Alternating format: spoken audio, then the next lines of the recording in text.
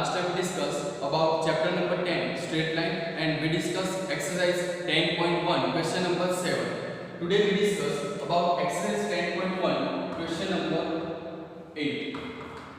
Question number 8 में लिखा है find the value of x for which find the value of x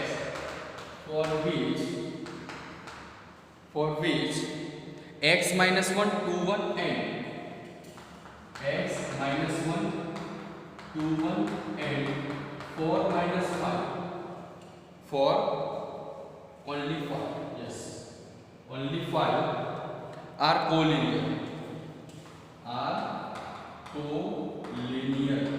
okay यानी कि बोल रहा है क्वेश्चन में कि इसमें से x की वैल्यू फाइंड करो और ये जो तीन पॉइंट है वो तीन पॉइंट एक ही लाइन पर है दैट इज फॉर कोलिनियर ठीक है तो एक ही लाइन पर होने के लिए हमें क्या चाहिए तो सपोज मैं लिख लेगा यहाँ पर कि सपोज a है x minus 1 b है 2 1 एंड c है 4 5 ठीक है तो हम क्या करेंगे कोलिनियर के लिए तो slope of AB is equal to slope of BC we know that लिखेंगे यहाँ पर we know that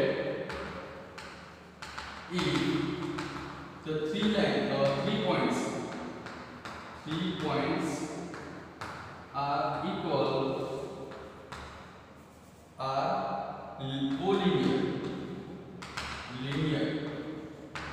collinear so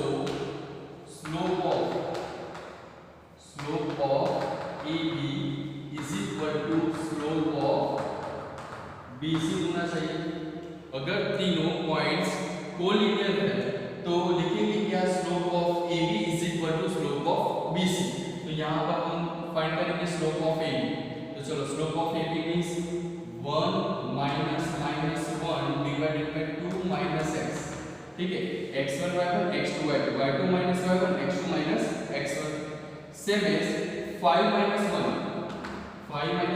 and 4 minus 2 so this is the slope of BC and this is the slope of AB okay so 1 plus 1 divided by 2 minus x is equal to 4 यहाँ पर क्या हो जाएगा 2 okay तो 2 2 जा 4 तो यहाँ पर क्या हो जाएगा 2 by 2 minus x is equal to 2 by 1 ऐसा लिख सकते हैं और क्रॉस मल्टीप्लिकेशन करो तो क्रॉस मल्टीप्लिकेशन में क्या होगा 2 1 जा 2 is equal to 2 2 जा 4 minus 2 into x तो 2x ओके अब सॉल्यूशन आगे क्या होगा 2 minus 4 is equal to minus 2x that is called minus 2 is equal to minus 2x तो minus minus रिमूव हो जाएगा so x is equal to क्या हो जाएगा यहाँ से minus 2 कर x is equal to 1 तो वैल्यू ऑफ x क्या होगी x is equal to 1 okay तो यहाँ पर जो क्वेश्चन नंबर 8 है उसका सॉल्यूशन कंप्लीट हो गया next question number 9 question number 9 में लिखा है विदाउट यूजिंग डिस्टेंस फॉर्मूला उसमें डिस्टेंस फॉर्मूला का यूज नहीं करना है without using distance formula without using distance formula so that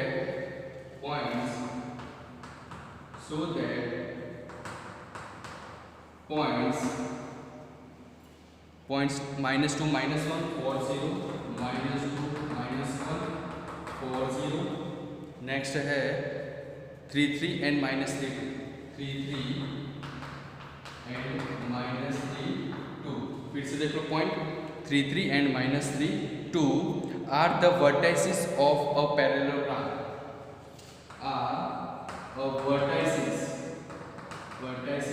of parallelogram okay तो उसमें क्या फाइंड करेंगे हम सपोज ये a है b है c है और d है तो स्लोप ऑफ AB फाइंड करो स्लोप ऑफ BC फाइंड करो स्लोप ऑफ DA फाइंड करो वो सभी का स्लोप चेक करो स्लोप में आंसर क्या आ रहा है हो जाएगा ठीक है तो सबसे पहले लिखेंगे slope of AB slope of AB यानी कि पहले दो पॉइंट्स ठीक है तो 0 माइनस प्लस 1 1 डिवाइड में 4 प्लस 2 तो क्या आएगा 1/6 आएगा। चलो नेक्स्ट है slope of BC is equal to, यानी कि ये दोनों 3 - 0 और 3 - 4, 3 - 0 और 3 - 4, सो आंसर इज 3/-1, सो क्या आएगा आंसर -3। ओके, चलो नेक्स्ट है slope of CD। Slope of CD क्या होगा A B C और D, CD का स्लोप फाइंड करो तो क्या होगा 2 - 3 और -3 - 3, तो 2 - 3 -1/-6, so 1/6। ओके, यहाँ पर भी 1/6, यहाँ पर भी 1/6 आ रहा है। चलो आगे लिखेंगे स्लोप ऑफ DA, तो DA क्या है 2 -, +1, तो 2 + 1 और -3 + 2, -3 + 2, यहाँ पर आंसर क्या है 3/-1, सो क्या है -3। यहाँ पर नंबर 3 दे दो, यहाँ पर नंबर 4, यहाँ पर 1 और यहाँ पर 2। ठीक है, तो सभी इक्वेशन में आप देख सकते हो कि नंबर 1 में 1/6 आ रहा है आंसर, नंबर 3 में भी 1/6, नंबर 2 में -3 आ रहा है, नंबर 4 में भी -3। यानी कि आप जब पैरेललोग्राम ड्रॉ करेंगे ऐसे, ठीक है, तो A B C और D, तो AC और BD जो डायगोनल बनेंगे AC, यानी कि AB यहाँ पर है, CD यहाँ पर है, तो AB का आंसर और CD का आंसर क्या होना चाहिए सेम, यहाँ पर भी सेम आंसर है, यहाँ पर भी सेम आंसर है। ठीक है, तो यहाँ पर बोल सकते हैं कि इक्वेशन, यहाँ पर लिखेंगे इक्वेशन नंबर 1 and 3 पर से क्या बोल सकते हैं AB is equal to CD, AB is equal to CD। यहाँ पर AB और CD ऑपोजिट साइड है, दोनों की वो सेम होनी चाहिए। और दूसरे में है BC और DA, BC और DA, ये BC की opposite side DA। Equation number 2 and equation number 4 is also equal, so BC is equal to क्या होगा AD, यानी कि BC का आंसर -3 है, AD का आंसर भी -3। सो इक्वेशन 1 and 3 में से चेक करें तो AB और CD इक्वल होगा, और 3 और 4 में से, सेकंड और 4 में से चेक करें तो BC और AD भी सेम आएगा answer. Okay, now we can say that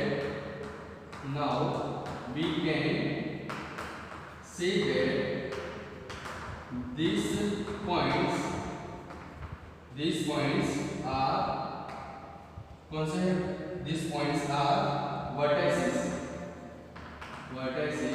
of parallelogram। Okay, तो पैरेललोग्राम का पॉइंट्स है, ठीक है, A B C D। याद क्या रखना है, स्लोप ऑफ AB फाइंड करो, BC फाइंड करो, CD फाइंड करो, DA फाइंड करो, बाद में चेक करो कि AB इक्वल टू CD हो रहा है, अगर हो रहा है तो final answer AB is equal to CD आ गया, BC is equal to DA हो रहा है, so लिखेंगे BC is equal to DA। now we can say that these vertices are parallelogram। Okay, तो राइट डाउन करो।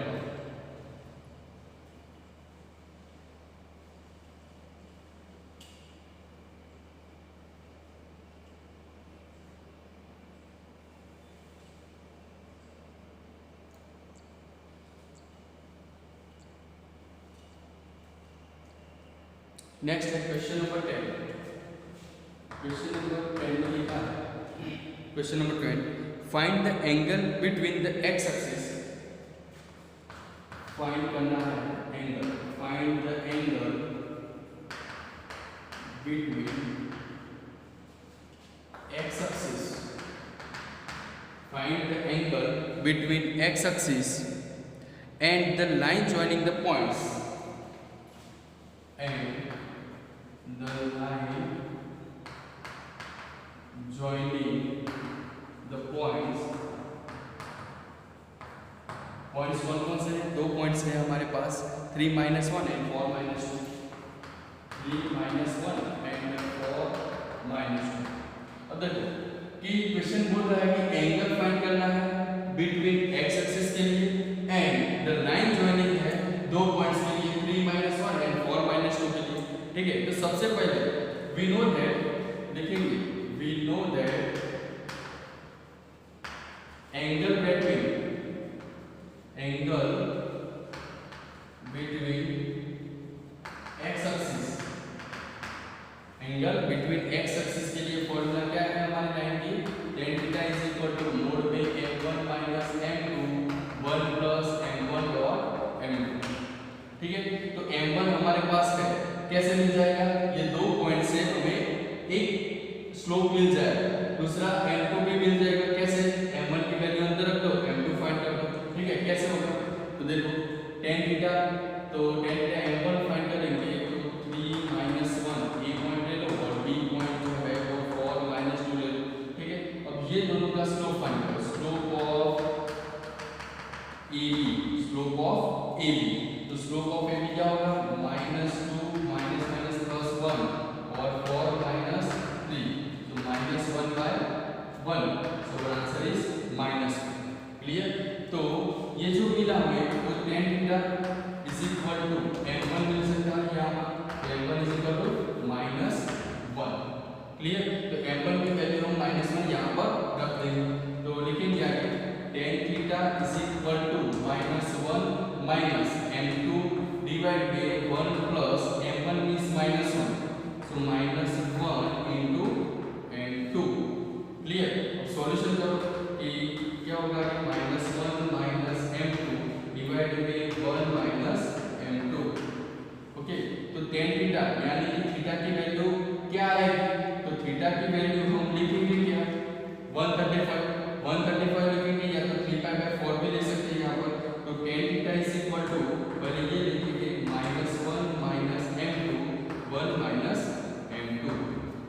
अब देखो m2 फाइंड करने के लिए यहाँ पर थीटा की वैल्यू चाहिए, तो थीटा की वैल्यू कहाँ से लाएंगे, तो यहाँ पर देख सकते हो कि आप थीटा कहाँ से मिलेगा, तो यहाँ पर m1 जो मिला है वो tan थीटा है, m1 इज मिला है tan theta, therefore theta is equal to क्या होगा, पाई माइनस π/4, ऐसा होगा ना -1 के लिए, तो pi minus π/4 that is for 3π/4, theta is equal to क्या होगा 3π/4। तो यहाँ पर tan थीटा की जगह आप क्या लिख सकते हो, tan थीटा की जगह 3π/4 लिख सकते हो, यहाँ पर 3π/4, तो -1 माइनस m2 1 माइनस m2, यानी कि tan theta is equal to क्या है 3π/4 है। सो हमारे पास फाइंड क्या करना है, find the angle between x axis, तो x एक्सिस के लिए हमारा जो एंगल होगा वो 3π/4 के लिए यहाँ पर लिखेंगे कि tan theta tan 3π/4 is equal to 1 minus m2 और 1 प्लस m2। 3π/4 की वैल्यू क्या होगी -1, ये दोनों यहाँ पर मल्टीप्लाई कर दो, 1 माइनस m2 1 प्लस m2, यहाँ से m2 ऐसा फाइंड मिलेगा, ऐसा मिलेगा हमें, जैसे सॉल्व करो -1 minus m2 is equal to 1 minus m2, यहाँ से -m2 कर दो, यानी कि आप देख सकते हो कि -1 इज इक्वल टू 1 मिल रहा है आंसर। ठीक है, यानी कि m2 यहाँ से निकल जाता है, यानी कि स्लोप हमें मिलेगा नहीं। ठीक है, तो ओनली एंगल फाइंड करना है, एंगल के लिए क्या होगा, theta is equal to pi minus π/4, या तो 3π/4, या तो क्या हो जाएगा π/4 भी लिख सकते हो, क्योंकि 1 जो वैल्यू है वो π/4 की है और -1 वैल्यू जो है वो 3π/4 की। ठीक है, तो आपको ये भी चेक करना पड़ेगा कि m2 मिल रहा है कि नहीं, अगर नहीं मिलेगा तो थीटा इज इक्वल टू क्या मिलेगा, 1 इज इक्वल टू π/4, और जो -1 होगा तो 3π/4 आंसर मिलेगा। क्लियर, तो यहाँ पर जो क्वेश्चन नंबर 10 है वो एग्जाम के लिए इंपॉर्टेंट है, राइट आंसर।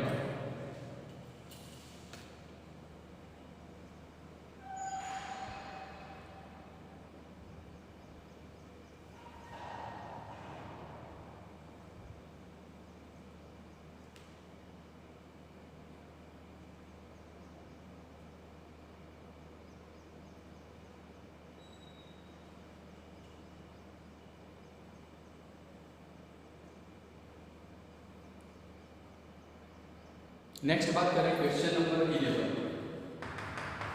क्वेश्चन नंबर 11 में लिखा है the slope of line is double of the slope of another line. The slope of line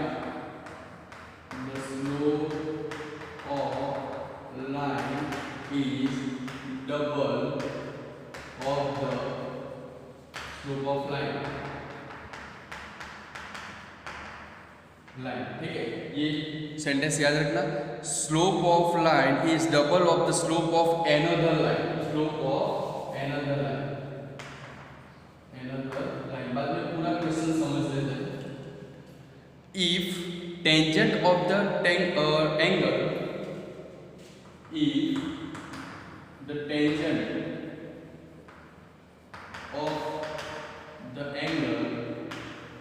angle दिया गया है आपको 1/3, सो क्या फाइंड करना है, find the slope of the line, find the slope of lines, okay. यानी कि आपको दिया गया है कि एक लाइन का जो स्लोप है वो डबल है of the slope of another line, यानी कि दूसरी लाइन का जो स्लोप है उससे डबल है, ठीक है। तो हम लिखेंगे now let we first line we take first line slope is slope of, ऐसा लिखेंगे slope of first line is m1 and slope of second line या तो अनदर लाइन इज m2, ठीक है। अनदर लाइन का स्लोप जो है वो m2 है, फर्स्ट लाइन का स्लोप है m1। यहाँ पर बोला गया है कि द स्लोप ऑफ लाइन यानी कि फर्स्ट लाइन का जो स्लोप होगा m1 is equal to slope of the another line, double है किससे, m1 से, तो 2m2 हो जाएगा। तो m1 की जगह 2m2 हम लेंगे, ठीक है। उसके बाद टेंजेंट ऑफ द एंगल 1/3, यानी कि जो टेंजेंट होगा, टेंजेंट अल्फा, यानी कि हम लिखेंगे tan अल्फा इसे कितना है 1/3, यानी कि आपको अल्फा की value tan alpha is equal to 1/3 दे दिया है, तो उसमें से जो m2 आंसर मिलेगा क्या फाइंड करना है, find the slope of lines, तो m2 हमें फाइंड करना है, ठीक है। तो m2 क्या होगा वो हमें फाइंड करना है। तो सबसे पहले we know that angle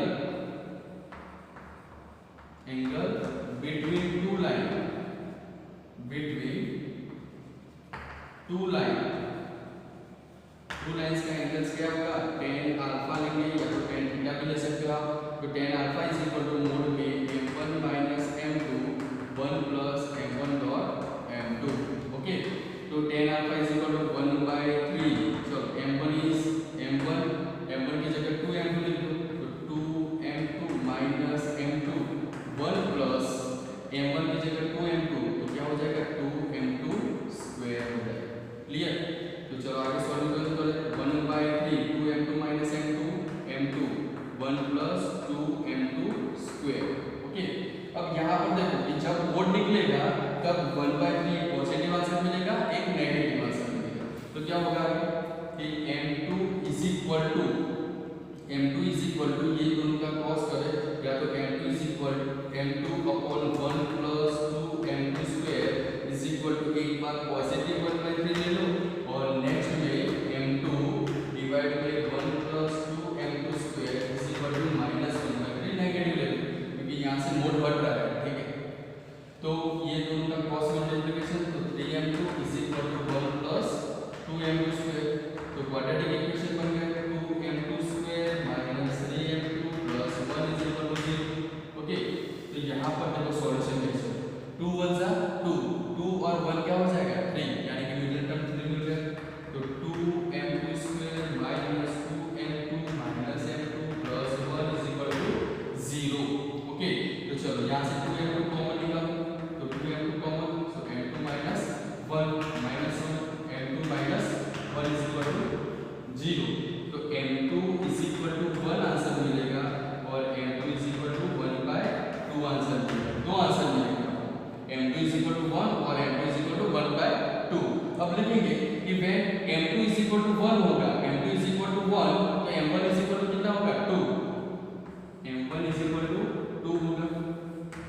when m2 is equal to 1/2, m2 is equal to 1/2, तो m1 इज इक्वल टू क्या होगा 1 हो जाएगा, क्लियर। तो क्लियर करना है। उसी तरह चलो -1/3 में चले जाए, तो ये दोनों का क्रॉस मल्टीप्लिकेशन करो तो 3m2 is equal to -1 -2m2 square. तो सॉल्यूशन करेंगे कि -2m2 square plus 3m2 is equal -1 is equal to 0। अब -1 रख दे तो 2m2 square -3m2 plus 1 is equal to 0। Okay, अब देखो 2 1 जा 2 यानी कि 3 आंसर आना है, तो भी आ गया यहाँ से। तो वही क्वेश्चन मिला ना, देखो 2m2 square -3m2 plus 1 2m2 square -3m2 plus 1 is equal to 0। तो उसमें m2 हमें मिलेगा क्या, सॉल्व करने से 1 और m2 इज इक्वल टू 1/2। तो m1 इज इक्वल टू क्या मिलेगा 2 और m2 इज इक्वल टू 1, यानी कि आपका आंसर ये दोनों कंप्लीट हो गए। ठीक है, इसको सोल्व करो या तो इसको सोल्व करो, दोनों सेम आंसर आ रहा है। ठीक है, तो कोई भी आप सोल्व कर सकते हो। ठीक है, तो क्वेश्चन नंबर 10 यहाँ पर क्लियर हो गया। उसके बाद क्वेश्चन नंबर जो 11 है वो 11 यहाँ पर कंप्लीट हो गया है। नेक्स्ट वीडियो में बात करेंगे क्वेश्चन नंबर 12 के बारे में।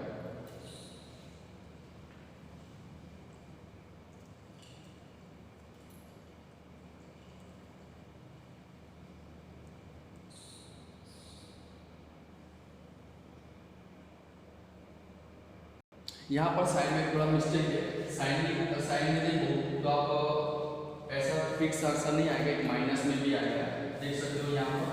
फिर से सॉल्यूशन करिए इसका। सॉल्यूशन में देखो क्रॉस मल्टीप्लिकेशन करोगे तो -3m2 is equal to -1 -2m2 square. ठीक है, तो -3m2 को यहाँ पर रहने दो plus 4m2 square plus 1 is equal to 0। ठीक है, तो 2m2 स्क्वायर और 3m2 यानी कि 3m2 यहाँ पर हुआ -1 यहाँ पर, यानी कि माइनस यहाँ पर नहीं आएगा। क्लियर, थोड़ा ध्यान देना यहाँ पर question 3m2 is equal to minus और -2m2 स्क्वायर। ओके, यहाँ पर 3m2 नहीं आएगा, माइनस भी नहीं आएगा, 2m2 square plus 3m2 plus 1 is equal to 0, यानी कि अब देखो सॉल्यूशन में सभी प्लस आ गए तो आंसर भी चेंज हो जाएगा। तो 2m2 square plus 2m2 plus m2 plus 1 is equal to 0।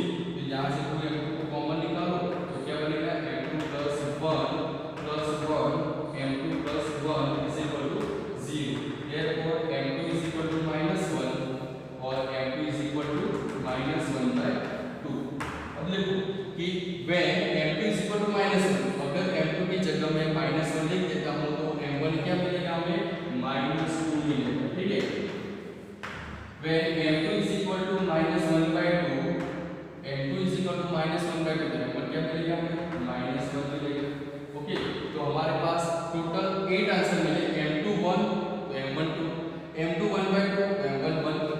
Okay, उसी तरह m2 -1 तो m1 is equal to -2, m2 -1/2 तो m1 is equal to -1। Okay, तो आप ये आंसर का क्वेरी जो है वो सॉल्व कर देना। Okay, ready.